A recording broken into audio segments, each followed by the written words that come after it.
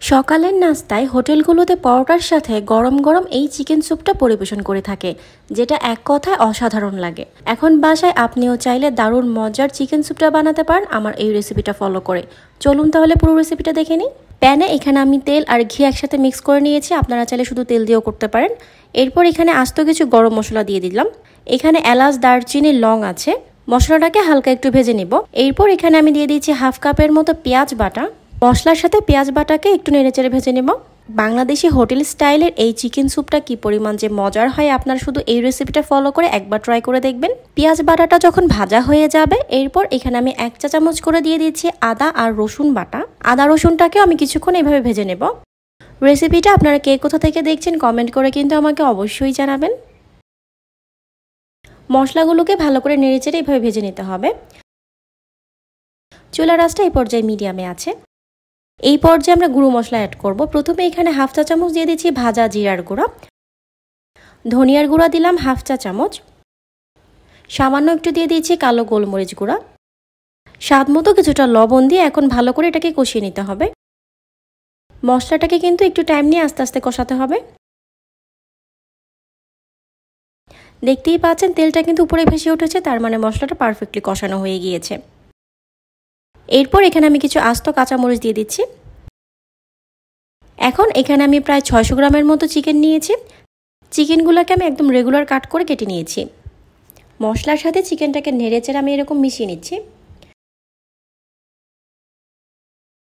ঢাকনা দিয়ে ঢেকে চুলার আঁচ লো মিডিয়ামে রেখে এটাকে আমি কষিয়ে নিব। কিছুক্ষণ পর ঢাকনাটাকে খুলে সব কিছুকে নেড়েচেড়ে দিচ্ছি।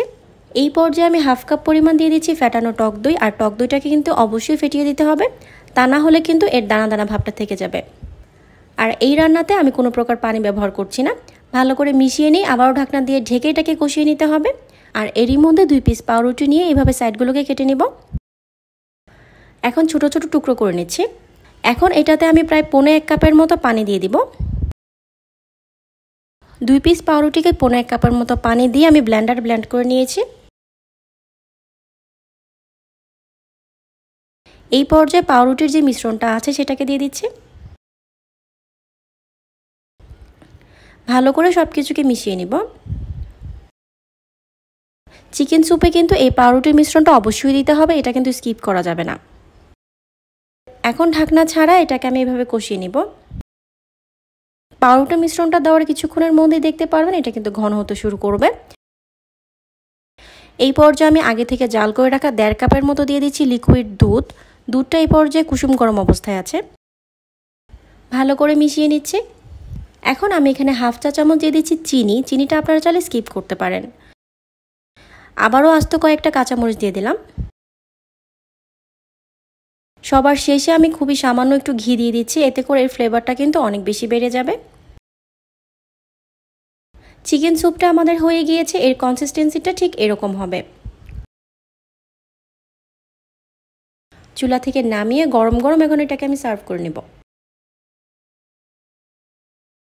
বাংলাদেশি হোটেল স্টাইলের দারুণ এই চিকেন স্যুপটা কিন্তু তৈরি হয়ে গিয়েছে।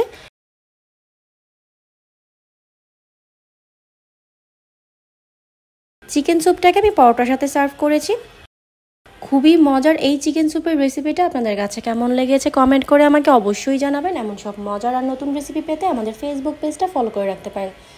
আজ এই পর্যন্তই, সবাই অনেক বেশি ভালো থাকবেন। আল্লাহ হাফিজ।